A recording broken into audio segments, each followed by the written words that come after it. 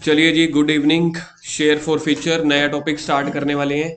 पिछले हमने क्या क्या सीख लिया, प्रोराटा और ओवर सब्सक्रिप्शन सीख लिया है। अब फॉर फ्यूचर बीच में अब हम मिक्स करने वाले हैं। फॉर फ्यूचर का मतलब होता है शेयर्स जब्त कर लेना।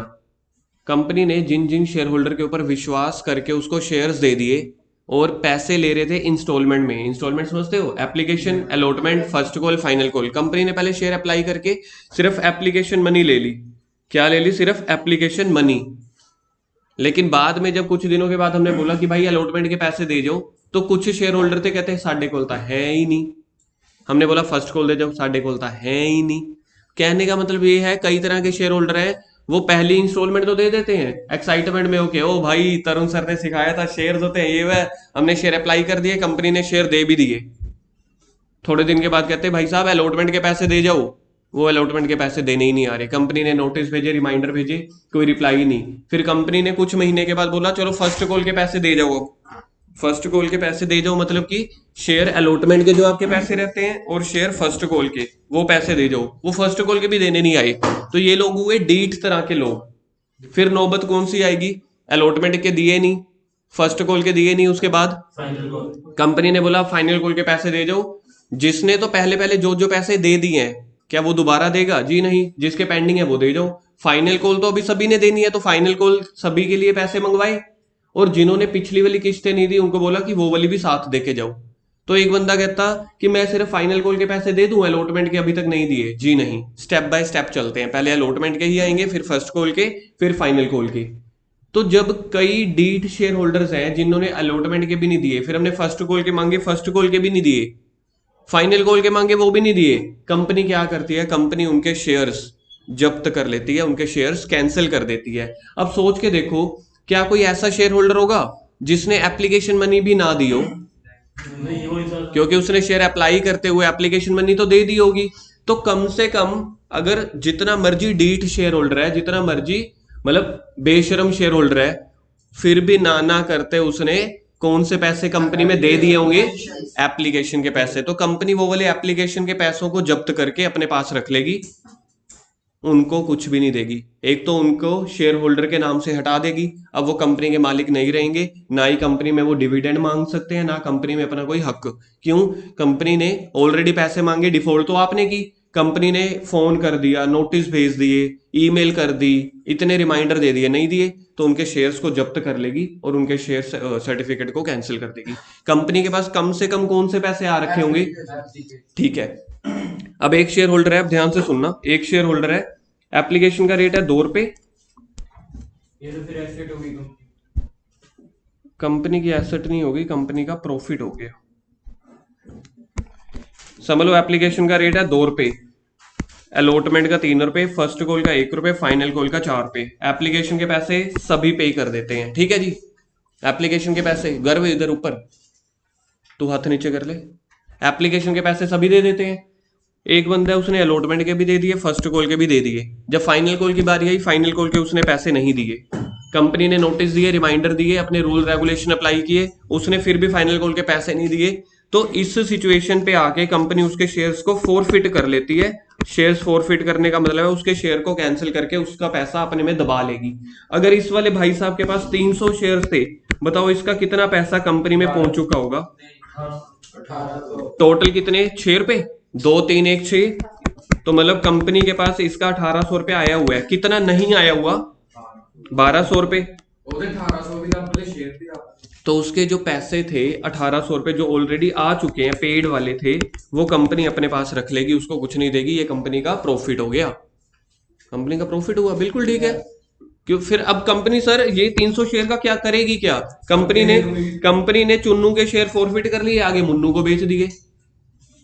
कंपनी ने बोला 300 शेयर हैं, देखो करोड़ों शेयर होल्डर्स होते हैं, जिसमें से सिर्फ 300 शेयर फोरफिट हुए हैं। अब कंपनी उन 300 शेयर का क्या करेगी?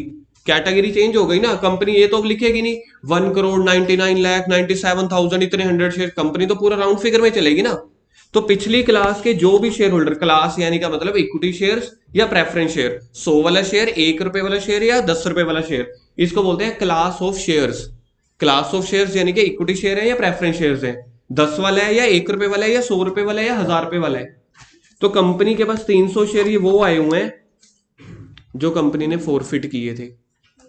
चुन्नू से शेयर फॉरफिट कर लिए, अब कंपनी कोई और मुन्नू को ढूंढेगी ताकि किसी और को शेयर दे दें। कंपनी को एक बंदा मिल गया जो ये शेयर खरीदना चाहता है, उसके साथ जो बात होगी ना नए शेयर जिसको बेचेगी, उसके साथ ईएमआई की बात नहीं होगी, क्योंकि ईएमआई तो पहले ही कंपनी सारी ले चुकी है, कर चुकी है। उसको तो सीधा बेचेगी, भाई मेरे पास 300 शेयर है, बता कितने का खरीदेगा, बात ही खत्म।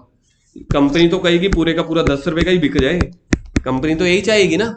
या कंपनी चाहेगी प्रीमियम पे बिक जाए, प्रीमियम पे बिक जाए तो 12 का 13 का।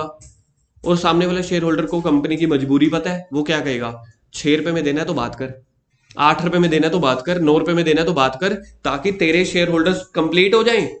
प्रॉफिट तो तू पहले ही 6 रुपए कमा चुका है ना। 6 रुपए कैसे, इसके 6 रुपए हम हड़प चुके हैं ना, पहले ही 6 रुपए तो हड़प चुके हैं। अगर कंपनी ये वाला शेयर मैक्सिमम कितने पे नए वाले को बेच दे कंपनी को, तब भी घाटा ना हो, गलत ना हो। गर्व, वेरी गुड यार। कंपनी अगर ये वाला शेयर 4 रुपए में भी बेच दे तो कंपनी के पास कितना पैसा आ जाएगा, 300 इंटू 4 1200 रुपए, 1800 तो कंपनी के पास ऑलरेडी हड़प के बैठी है चुन्नू का, पिछले शेयर होल्डर का। तो कंपनी ज्यादा से ज्यादा 4 रुपए तक ये शेयर इशू कर सकती है, इसके बाद जितना मर्जी इशू करे कंपनी का बाकी प्रॉफिट ही है। सर समझ नहीं आया कैसे, है ना। जशन कह रहा मेरे को नहीं समझ आया, आ गया।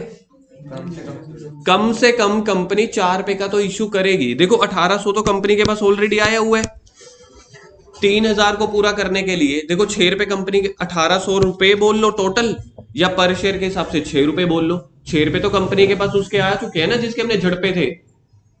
तो कंपनी कहेगी यार 4 पे या उससे ज्यादा बिक जाए तो कंपनी रेडी हो जाती है। तो पेपर में एक बार क्वेश्चन आया, मैक्सिमम किस अमाउंट पे कंपनी अपने शेयर को रीसेल।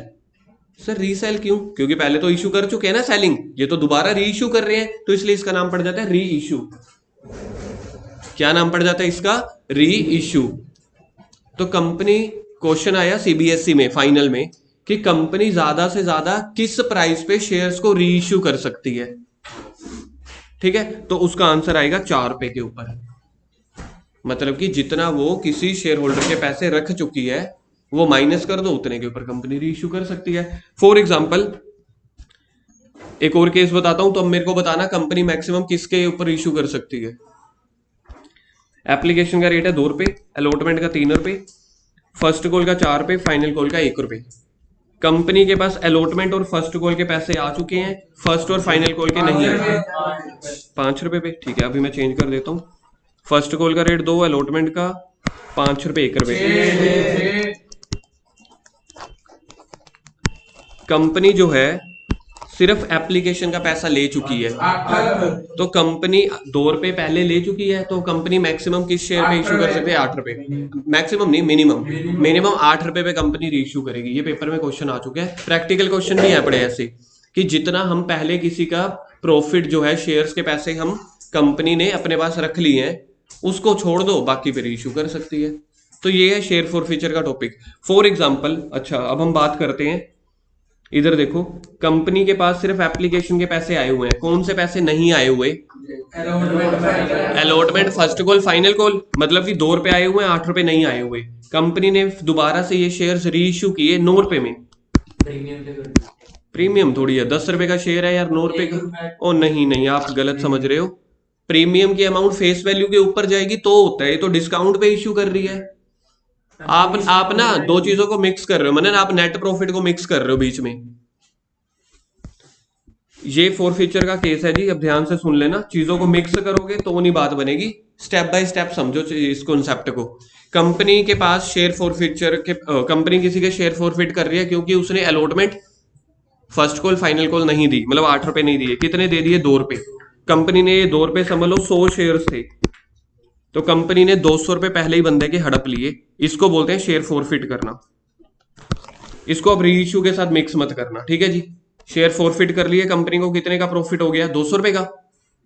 किसी को समझ आ गया 200 रुपए कहां से आए, कौन से 200 रुपए हैं, एप्लीकेशन के पैसे जो उसके फॉरफिट के कंपनी ने रख लिए। अब बात हो रही है रीइशू की। कंपनी अब नए इन्वेस्टर्स को ढूंढ रही है कि कोई मेरे को चुन्नू की जगह मुन्नू मिल जाए जिसको मैं शेयर्स बेच दूं। शेयर का प्राइस तो 10 रुपए का है ना, आज भी फेस वैल्यू तो 10 रुपए है। तो कंपनी ने किसी के साथ डीलिंग कर ली, 9 रुपए में शेयर बेच दिया 1 रुपए घाटे पे। तो कंपनी को पता है कितने पैसे मिले होंगे, bank account debit 100 into 9 900। Loss कितने का हुआ? 100 इंटू 1 100 रुपए का। टू शेयर कैपिटल कितने की हो जाएगी? 1000 रुपए की। अब कंपनी तीसरे केस में जो जंप मार रहे थे ना, जैसे मनन आप जंप मार रहे थे, तो आपका पॉइंट गलत नहीं था, लेकिन आपकी टाइमिंग गलत थी।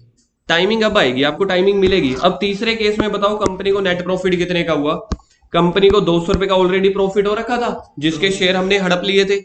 100 रुपए का कंपनी को दोबारा बेचते हुए लॉस हो गया, फिर भी अभी कंपनी कितने परसेंट, कितने रुपए के प्रॉफिट पे है? तो इसको हमने कैपिटल रिजर्व में डाल देना है। कैपिटल रिजर्व वो होता है जो प्रॉफिट कभी कभार होता है, क्योंकि कंपनी में शेयर फॉरफीचर बार बार थोड़ी होता है, 5 साल में 8 साल में कभी एक बार होता है। तो फिर इस वाले जो 100 रुपए का प्रॉफिट, नेट प्रॉफिट बच गया ना, उसको कैपिटल रिजर्व में ट्रांसफर कर देगी। तो 3 तरह की एंट्री होती है। पहला केस शेयर फॉरफिट करेंगे, देखेंगे कि हमने सामने वाले के कितने पैसे हड़प लिए। दूसरे में हम नया मुन्नू ढूंढेंगे जो कंपनी के वो वाले शेयर्स बेचने हैं। तीसरे पे हम देख लेंगे पहले और दूसरे स्टेप का कंपैरिजन। ठीक है, पहले और दूसरे स्टेप में प्रॉफिट या लॉस कैलकुलेट कर लेंगे। कभी भी नेट में लॉस नहीं आएगा, कभी भी नेट में लॉस नहीं आएगा। नेट में या तो प्रॉफिट आएगा या जीरो आएगा। अगर यही शेयर मेरे को बताओ मैंने 8 रुपए में रीइश्यू कर दिया होता, तो कंपनी के पास पैसा कितना था? 800। लॉस कितना आता? शेयर कैपिटल तो वही की वही रहेगी, शेयर कैपिटल के सामने फेस वैल्यू होती है। अब मेरे को पहले फॉरफिट के केस में प्रॉफिट हुआ 200 का, रीइश्यू दोबारा बेचते हुए लॉस हुआ 200 का, तो कैपिटल रिजर्व में कितना आएगा? 0।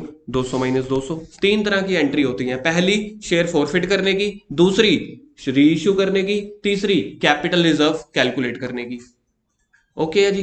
तो ये होता है आपका शेयर फॉरफीचर का टॉपिक। अब हमारे जो टॉपिक्स हैं खत्म हो चुके हैं सारे। आज इसकी जो मैं अभी नोट्स लिखवाऊंगा, इसके बाद इस चैप्टर के टॉपिक खत्म हो चुके हैं। अब सारे टॉपिक मिक्सअप होके आएंगे। ओवर सब्सक्रिप्शन प्लस प्रोरेटा, ठीक है, प्लस अलॉटमेंट मनी या first call money note paid, plus forfeiture, plus reissue. ये सारे टॉपिक मिक्स होके पेपर में क्वेश्चन आता है। हर बार आता है, इस बार भी आएगा, सदियों से चलता आ रहा है। तो इसको बोलते हैं शेयर कैपिटल का बड़ा question.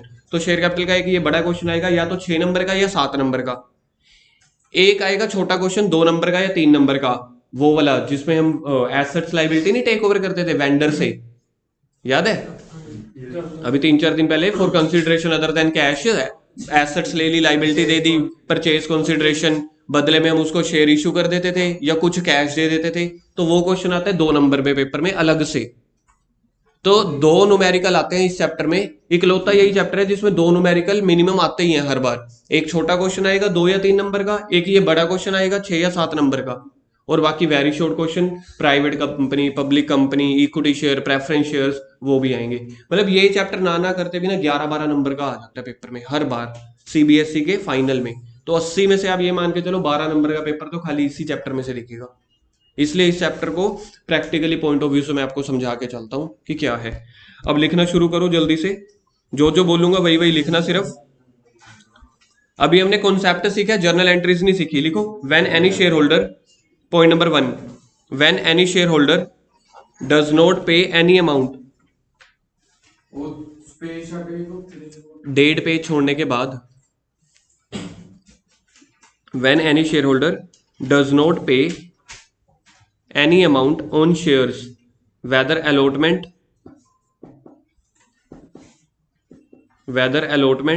comma first call or final call, then company forfeit his shares.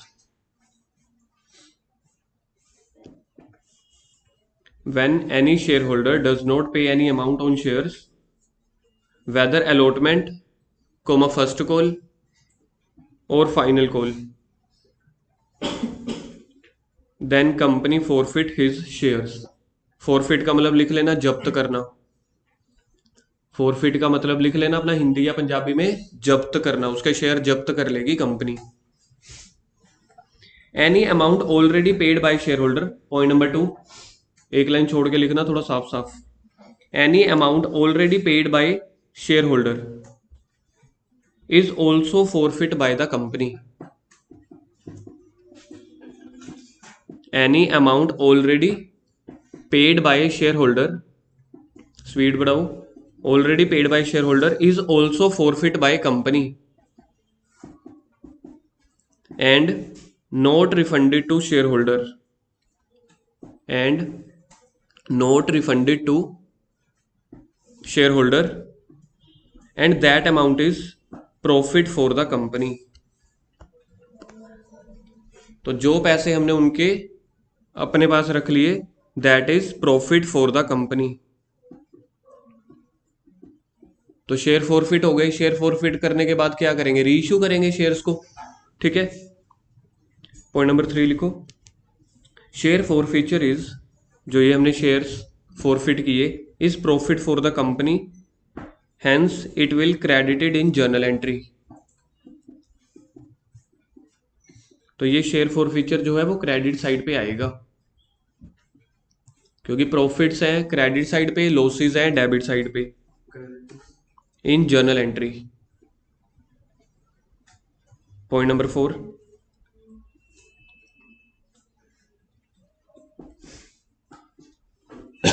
In journal entry share capital is debited. अब उसके शेयर्स को हमने कैंसिल कर देने। In journal entry share capital is debited, that is shares and share capital are cancelled.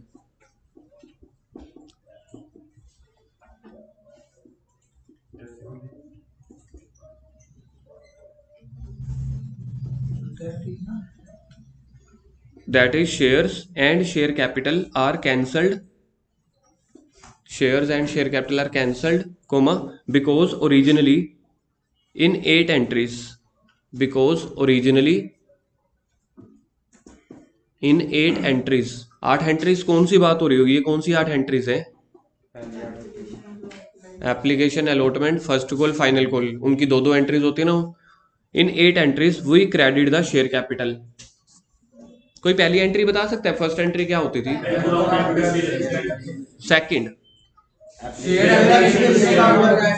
Share application account debit to share capital. तो share capital debit हुई है या क्रेडिट हुई है? थर्ड एंट्री, फिर से शेयर कैपिटल क्रेडिट हुई है। फिफ्थ एंट्री, फिफ्थ बोला है, share first call account debit to share capital, फिर से शेयर कैपिटल क्रेडिट हो रही है। तो याद रखना, जब जब हम शेयर इश्यू कर रहे होते हैं और अपनी इंस्टॉलमेंट मंगवा रहे होते हैं, तो ओरिजिनली जो है ना, ओरिजिनली शेयर कैपिटल हमेशा क्रेडिट होती है। क्लास +1 में भी कैपिटल क्रेडिट होती थी। क्या कहते हैं, business started with cash, cash account debit to capital, cash account debit to capital, यही एंट्री करते थे ना, बिजनेस स्टार्टेड विद कैश। तो ये भी तो वही है। तो जब जब कैपिटल बिजनेस में आ रही है तो क्रेडिट होगी, जब जब हम उसको कैंसिल कर रहे हैं तो एंट्री नंबर 4 होगी। एंट्री नंबर 4 में देखो क्या हो गया, शेयर कैपिटल डेबिट हो गई, क्योंकि शेयर फॉरफिट कर रहे हैं। तो मेरे को एक बात बताओ, शेयर फॉरफिट करना मतलब उनसे पैसे आ रहे हैं या उनके शेयर हम कैंसिल कर रहे हैं? तो कैंसिल कर रहे हैं तो शेयर कैपिटल को रिवर्स कर दो। पहले आपने क्रेडिट की थी, अब आप क्या कर दोगे? डेबिट कर दोगे। अब इसकी एंट्रीज हमने सीखनी है कि इसकी एंट्रीज होती कैसी हैं। टोटल 3 तरह की एंट्रीज होती हैं, लेकिन जो पहली एंट्री है उसके बहुत सारे केसेस हैं। लिखो first entry, if shares forfeit या कैंसल्ड बाय कंपनी। 3 एंट्रीज होगी।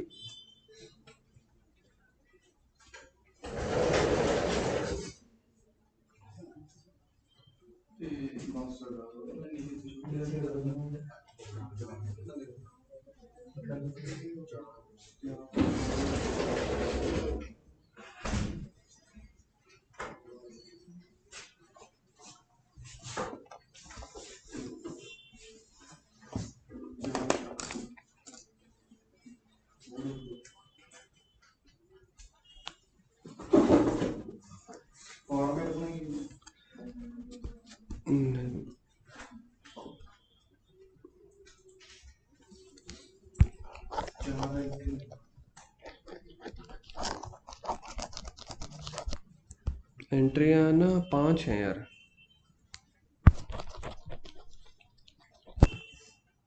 एंट्रियां 5 होंगी।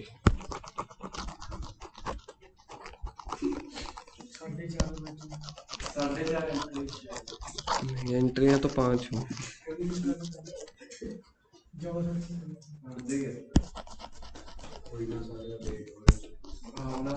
कोई नहीं छोटी हो बनती है बाहर। ਲੋਕਾਂ ਨੂੰ ਮਿਲ ਬਰਤਾਵ ਕਰੋ ਤੇ ਲੇਟ ਜਾਓ ਨਾਲੇ ਤੁਸੀਂ ਉਹ ਕਰ ਰਹੇ ਹੋ ਕਿਆ ਕਹਿੰਦੇ ਸਪਾਂਸਰਸ਼ਿਪ कर्म ही धर्म है, तो मेरा पहला कर्म ये है। नहीं फिर मतलब पहली एंट्री क्या बोली अपने, शेयर। अभी अभी क्या लिखा है आपने, पहले शेयर्स तो भी लिखवाया तो है, पहला नंबर बोल के तो गया था, पहला नंबर लिखो। इफ शेयर्स फॉरफिट या कैंसिल बाय द कंपनी,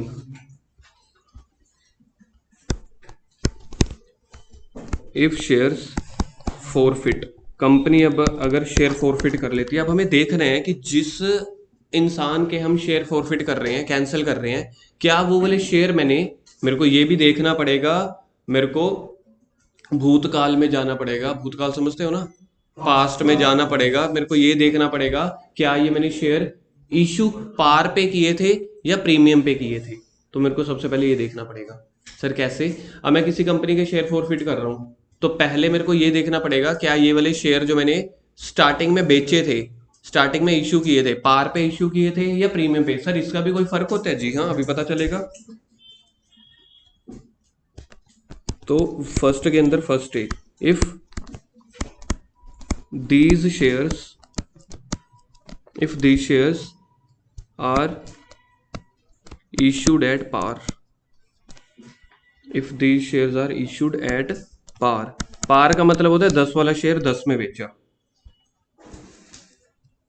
अभी बनाना मत, पहले देख लेना एक बार क्या चीज बना रहा हूं मैं।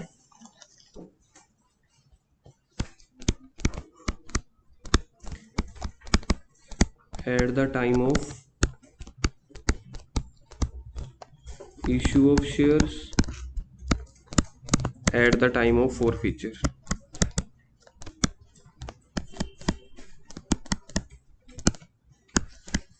मेरे को बताओ नाउ कहां पे लिखूं, बिफोर कहां पे लिखूं? मेरे को एक शब्द जोड़ना है बीच में, बिफोर या नाउ। बिफोर इशू के टाइम पे लिखना है या फॉरफीचर के टाइम पे? क्योंकि अपना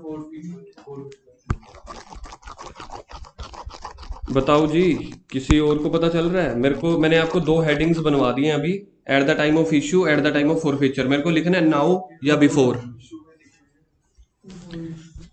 तो बिफोर लिखेंगे इधर कि हमने पहले क्या किया था, क्योंकि हम तो अब कहां पे हैं, हम तो शेयर फॉरफिट कर रहे हैं ना, तो अभी हम यहां पे हैं। चीज समझ में आ गई? मैं शेयर फॉरफिट कर रहा हूं, मेरे को बताओ शेयर फॉरफिट कब करेंगे? पहले मैंने इशू किए होंगे यार, पहले इशू किए होंगे तभी तो फॉरफिट कर रहे हैं। तो at the time of issue वाले बिफोर वाला केस हो गया। और अब इशू के टाइम पे मैं क्या जर्नल एंट्री करता हूं? जर्नल एंट्री देखो, समझ लो शेयर अलॉटमेंट की एंट्री बता दो, बैंक वाली एंट्री मत बताना, ड्यू वाली एंट्री। एंट्री नंबर 3 बनेगी, share allotment account debit to share capital. Share first call की बता दो ऐसे ही, share first call account debit to share capital, share final call account debit to share capital, ऐसी एंट्री होगी ना। तो मतलब मैं आपको ये दिखाना चाहता था शेयर कैपिटल जो है ओरिजिनली डेबिट होता है या क्रेडिट होता है?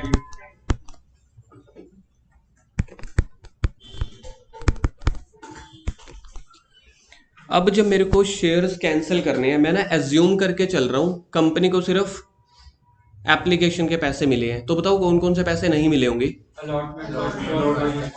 ठीक है, एक बार फिर से मैं एज्यूम करके चल रहा हूं, आप लोग सुन लो लिखने वालों, मैं एज्यूम करके चल रहा हूं कंपनी को सिर्फ एप्लीकेशन के पैसे मिले हैं, तो कौन कौन से नहीं मिले होंगे? अब देखो मैं फॉरफीचर के टाइम पे आ गया, फॉरफीचर यानी कि थोड़ा सा फ्यूचर में आ गया। अब मेरे को पता चल गया किस किस ने पैसे नहीं दिए। शेयर फॉरफिट करना मतलब क्या होता है? शेयर इश्यू करना या कैंसिल करना। तो मैं जब शेयर कैंसिल कर रहा हूं तो मेरे को शेयर कैपिटल को डेबिट करना पड़ेगा। ये अब आपका टॉपिक स्टार्ट हो रहा है यहाँ से, share capital account debit, bracket में लिखना पड़ा होगा with cold up amount, cold up amount.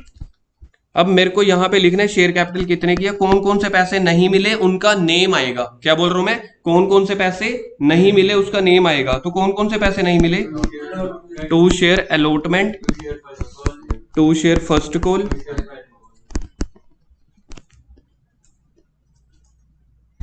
ये समझ लेना, फिर नहीं तो ये समझ नहीं आएगा। बाकी टीचर्स ना ये वाला कंपैरिजन नहीं करवाएंगे आपको, कहीं पे भी देख लेना, ये वाला कंपैरिजन नहीं करवाएंगे।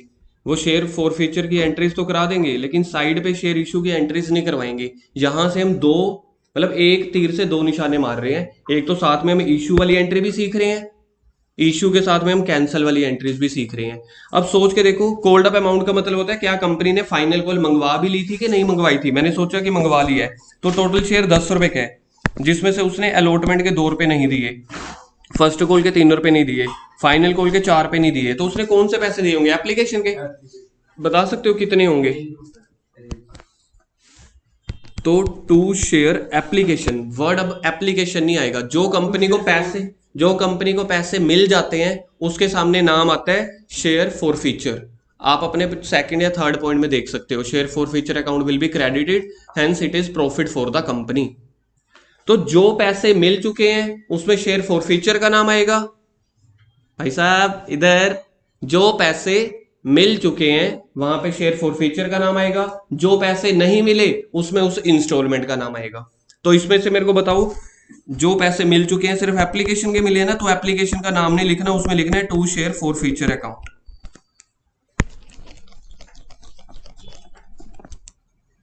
कौन कौन से पैसे नहीं मिले, कौन कौन से पैसे मिल गए, ठीक है जी। तो यहां पे लिखेंगे अमाउंट या ईएमआई नोट रिसीव्ड, और इधर लिखेंगे अमाउंट रिसीव्ड।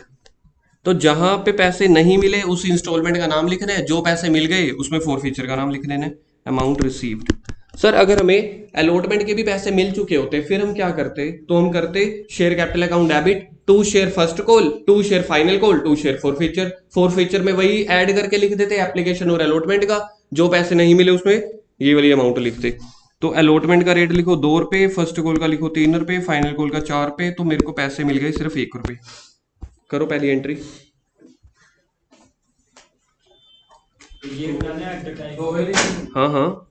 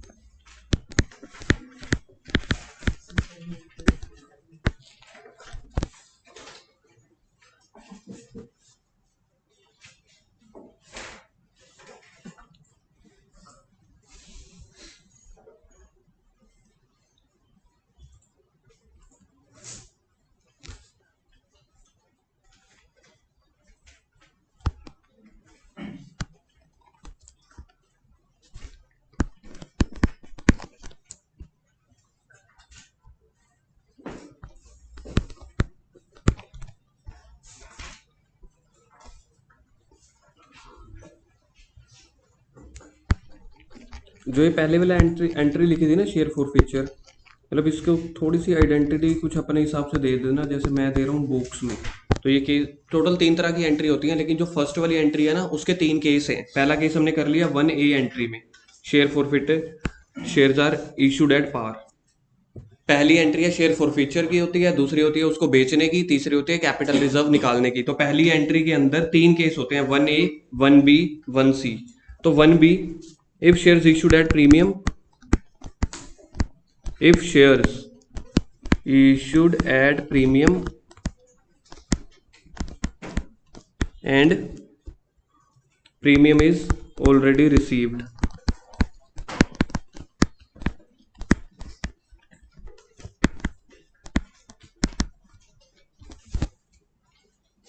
शिव इसका मतलब बताइए यार, वैसे मीनिंग इसका क्या बनेगा, हिंदी बता दे बस। कितने वाला शेयर कितने में बेचा होएगा, 10 वाला 12 में बेचा होएगा, शेयर्स इशूड एट प्रीमियम, ठीक है। और अगली एंड के बाद का मतलब क्या है, सिक्योरिटी प्रीमियम के अमाउंट कंपनी को मिल भी चुके होंगे। इस केस में कंपनी को डबल फायदा नहीं हो गया, एक तो कंपनी ने उसके एप्लीकेशन के पैसे भी रख लिए होंगे, प्रीमियम के पैसे भी रख लिए होंगे, कंपनी को तो डबल प्रॉफिट हो गया। फिर से वही वाला 2 बनाएंगे, at the time of issue, at the time of issue at the time of forfeiture.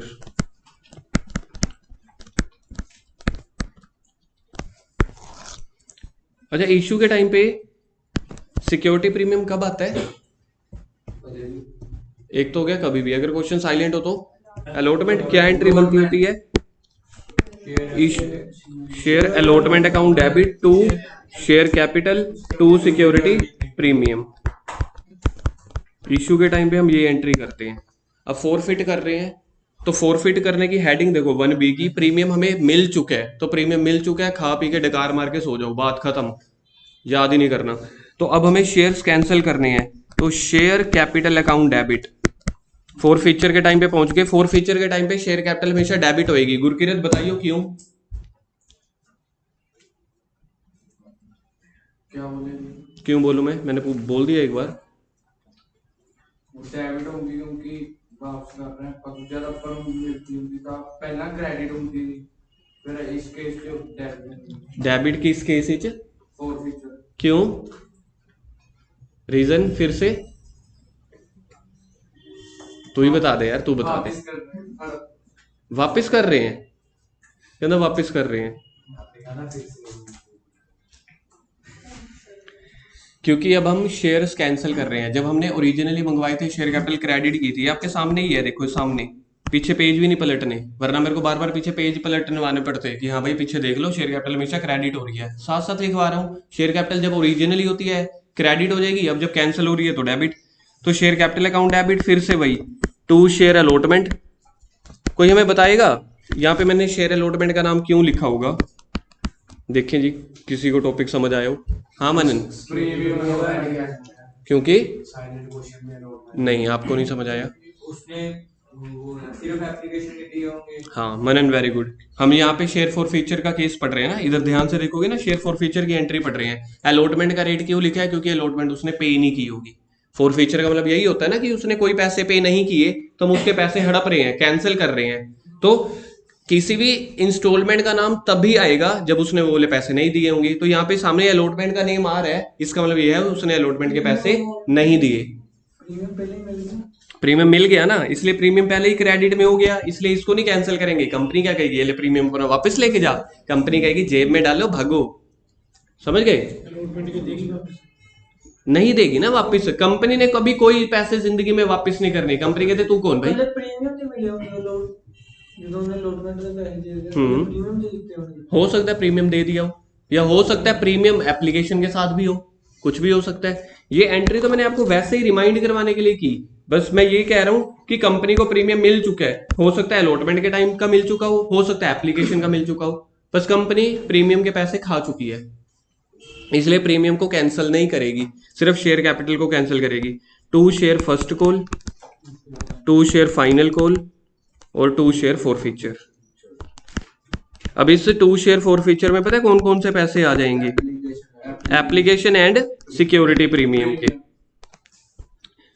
जशन, आपका डाउट बड़ा टेक्निकल था, बहुत बढ़िया था, कि आप ये कह रहे हो कि शेयर अलॉटमेंट की अगर आपने एंट्री कर दी, प्रीमियम इधर है तो उसको पैसे तो मिले नहीं होंगे, है ना? ये एंट्री लेकिन मैंने ये नहीं सोच के करवाई। हाँ ये कर लो, ये लो इधर एप्लीकेशन लिख लो। अब ठीक है, ये आया भाई को टॉपिक। मेरे हिसाब से जो डाउट जशन ने पूछा है ना, किसी को आया समझ? किसी और को भी? बड़ा तकड़ा डाउट था, मतलब मजेदार था कि एक टीचर के लिए ऐसे डाउट निकलते हैं ना तो दिल खुश हो जाता है कि हाँ भाई समझ आया है। हाँ जा। To share forfeiture bracket में लिख दो कौन कौन से पैसे। कशिश मेरे को वो देना चार्जर इसका। Application plus premium. Case number 1C।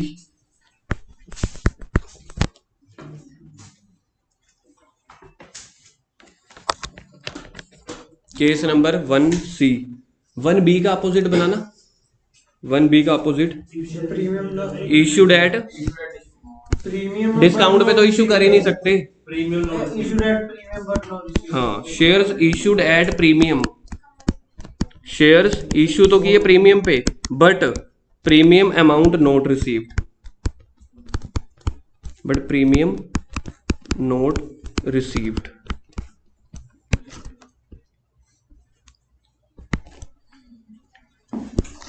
अब देखो जी इश्यू के टाइम पे क्या होएगा, फॉरफीचर के टाइम पे क्या होगा। इश्यू के टाइम पे अब मैं मान लेता हूँ अलॉटमेंट का, जशन अब नहीं आपका डाउट क्या कहते निकलना। शेयर अलॉटमेंट अकाउंट डेबिट, समझ लो अलॉटमेंट के टाइम पे था premium. Share allotment account debit to share capital to security premium, हम ये एंट्री करते हैं। अब देखो अब ध्यान से सुन लेना जी ये केस क्वेश्चंस में फिर आपको होगी सर सिक्योरिटी प्रीमियम कभी कभी आप डेबिट करते हो कभी कभी नहीं करते। ऊपर वाले केस में इधर देखो मैंने ऊपर वाले केस में यहां पे सिक्योरिटी प्रीमियम को डेबिट नहीं किया। पता है क्यों नहीं किया? क्योंकि सिक्योरिटी प्रीमियम कंपनी को मिल चुका है, कंपनी का प्रॉफिट था, कंपनी खा के भूल गई, इसलिए उसको थोड़ी कैंसिल करेंगे। कैंसिल करने का मतलब है आप सिक्योरिटी प्रीमियम अपने डिफॉल्टर शेयर होल्डर को दे रहे हो। भाई तूने हमारा बड़ा नुकसान किया, हम तेरे को इतने फोन किए, ईमेल किए, तेरी कंपनी का एप्लीकेशन पैसा तो हम अपने पास हड़प रहे हैं, ये ले अपने सिक्योरिटी प्रीमियम के पैसे ले जा। कोई भी इतना अच्छा भला बुरा नहीं होता, ठीक है जी। ये केस थोड़ा अजीब है। सिक्योरिटी प्रीमियम पे हमने शेयर इश्यू किए, कंपनी को अभी तक प्रीमियम भी नहीं मिला। तो फॉर एग्जांपल अलॉटमेंट के टाइम पे प्रीमियम देना था, अब बंदे ने अलॉटमेंट नहीं दी तो प्रीमियम भी तो प्रीमियम भी नहीं दिया होगा। वो ये थोड़ी कहेगा सर मेरे पास अलॉटमेंट के पैसे नहीं है, ये लो अपना प्रीमियम का पैसा रख लो। कंपनी तो खुश हो जाएगी, बहुत बढ़िया, तेरे शेयर तो वैसे ही फॉरफिट करने हैं, जितने हो सकता है दे जा। तो जो इंस्टॉलमेंट कंपनी जो शेयर होल्डर ने पे नहीं की तो टोटल पे नहीं की होती। अब इस क्वेश्चन में इश्यू के टाइम पे मैं सिक्योरिटी प्रीमियम को क्रेडिट कर चुका हूं, दिख रहा है आपको सिक्योरिटी प्रीमियम को क्रेडिट। लबुदे समझ नहीं आएगा फिर समझ ले तो इधर ना बैठा कर उसके साथ, अगर टॉपिक समझने है ना। सिक्योरिटी प्रीमियम आपको दिख रहा है क्रेडिट वाली साइड, इसका मतलब है कंपनी ने सिक्योरिटी प्रीमियम को रिकॉर्ड कर लिया है ये सोच के कि कंपनी का प्रॉफिट है, और प्रॉफिट हमेशा क्रेडिट साइड पे रिकॉर्ड होते हैं, तो ये क्रेडिट साइड पे है। अब हेडिंग पढ़ के देखो क्या कंपनी को ये प्रॉफिट मिल भी चुका है क्या? नहीं मिला। रिकॉर्ड कर चुकी है प्रॉफिट, ये देखो इधर देखो रिकॉर्ड कर चुकी है, मिला है नहीं। तो अब इसको रिकॉर्ड जो किया था उसको भी कंपनी कैंसिल कर देगी। अब कंपनी दो चीजें कैंसिल करेगी, एक तो उसके शेयर्स, तो शेयर्स कैंसिल करो, शेयर कैपिटल को कैंसिल कर दिया। अब सिक्योरिटी प्रीमियम को भी कैंसिल कर देंगे, क्यों? क्योंकि मिला ही नहीं। तो जिसको मिला ही नहीं फिर उसको आपने लिखा ही क्यों? तो इसलिए इसमें सिक्योरिटी प्रीमियम को डेबिट करेंगे। इसमें लिखना नया पॉइंट या डिफरेंट पॉइंट, अलग से डेबिट करेंगे उसको, अलग से डेबिट करेंगे। क्यों? क्योंकि अलग से क्रेडिट भी तो किया था मैंने, है ना। ये अलग से हमने क्रेडिट किया है, ये अलग से हमने डेबिट कर दिया। सर ऊपर वाले केस में डेबिट क्यों नहीं किया था? क्योंकि ऊपर वाले केस में देखो हमने क्रेडिट तो किया था, हमने क्रेडिट किया था और हमें मिल भी चुका था। तो पहले मैंने लिखा भी था, मिल भी चुका था, तो मैं कैंसिल करूंगा नहीं। दूसरे वाले केस में मैंने लिख तो लिया क्रेडिट वाली साइड, देखो क्रेडिट वाली साइड लिख लिया ये सोच के ओ भाई प्रीमियम आएगा प्रीमियम आएगा, बाद में पता चला प्रीमियम आया ही नहीं, जबकि मैं ऑलरेडी लिख चुका हूं। मेरे को लगा था शेयर होल्डर शरीफ होगा, लेकिन आपको पता है शेयर होल्डर निकलते कैसे कैसे हैं। हाँ तो मेरे को जिसका नाम लेना था उसने पहले ही बोल दिया। हाँ शेयर कैपिटल शेयर होल्डर निकलते, मुझे लगा था बच्चे आएंगे डिम्पल जैसे, अंश जैसे, जशन जैसे, लेकिन बच्चे आते हैं 4 PM, 4 बज गए, 4 एंट्रीज, छुट्टी कर दो, नालायक कहीं के।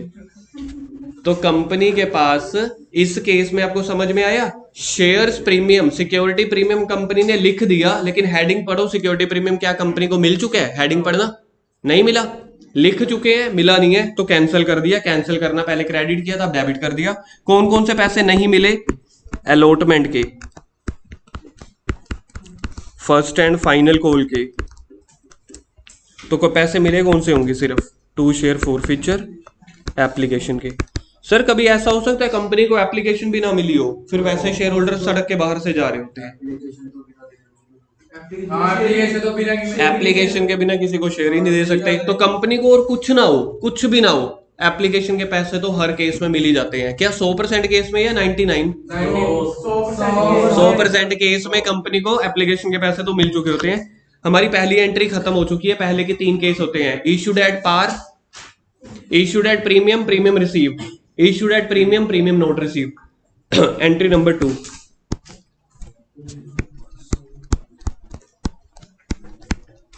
व्हेन शेयर्स आर री इश्यूड।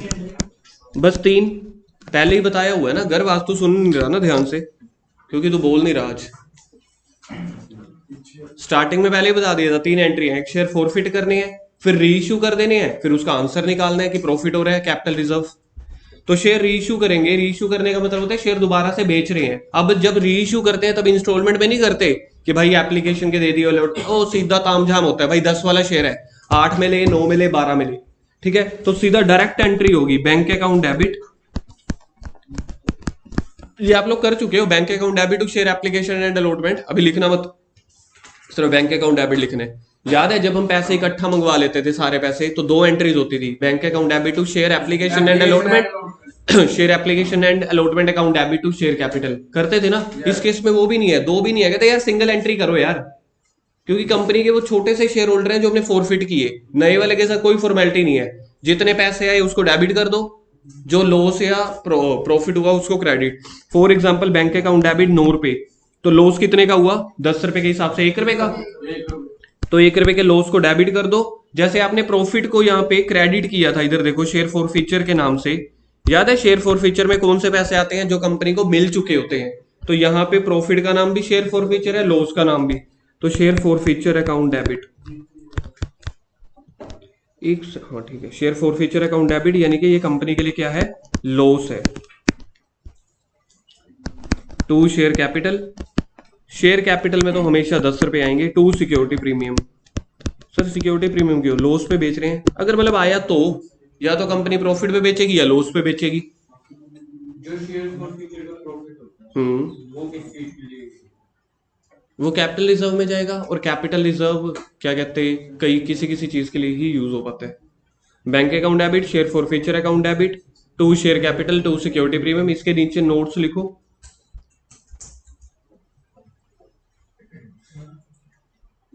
सेकेंड एंट्री, हाँ यही है ना।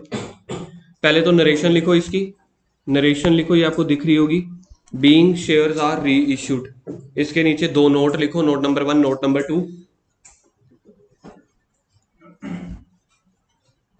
फॉरफीचर लॉस या डिस्काउंट कैन नेवर एक्सीड, इसको भी हम ऑलरेडी डिस्कस कर चुके हैं। शेयर का जो भी फॉरफीचर है, मतलब जितने हम मैक्सिमम कितने डिस्काउंट पे इशू कर सकते हैं, जितना कंपनी के पास ऑलरेडी पैसा आ चुका है, तो मैक्सिमम उतनी डिस्काउंट दे सकते हो आप। फॉरफीचर लॉस या discount can never exceed share forfeiture profit in the first entry. Sir ये तो आपने कराया नहीं बेटा, करा चुका हूं, वो मैंने आपको बताया था ना, मिनिमम कितने पे हम शेयर्स को री इश्यू कर सकते हैं, बस इसको डिस्काउंट की फॉर्म में लिखवा दिया। किसी को आया पहला नोट समझ आगे सुशीलीन को, चलो ठीक है। इसका मतलब यही लग रहा होता है कि मैंने करा दी है, बस मैंने ये बोला था कि मिनिमम हम किस अमाउंट पे इश्यू करेंगे, मिनिमम किस अमाउंट पे इश्यू करेंगे, मतलब कि मैक्सिमम कितनी डिस्काउंट देंगे। तो पॉइंट नंबर 2 में वही लिख दिया, मैक्सिमम डिस्काउंट हम कितनी दे सकते हैं, अमाउंट फॉरफिटेड बाय कंपनी। ज्यादा से ज्यादा उतनी तो डिस्काउंट दोगे जितना आपने पहले किसी का पैसा हड़प लिया, ताकि आपके पास टोटल पैसा उतना पहुंच जाए।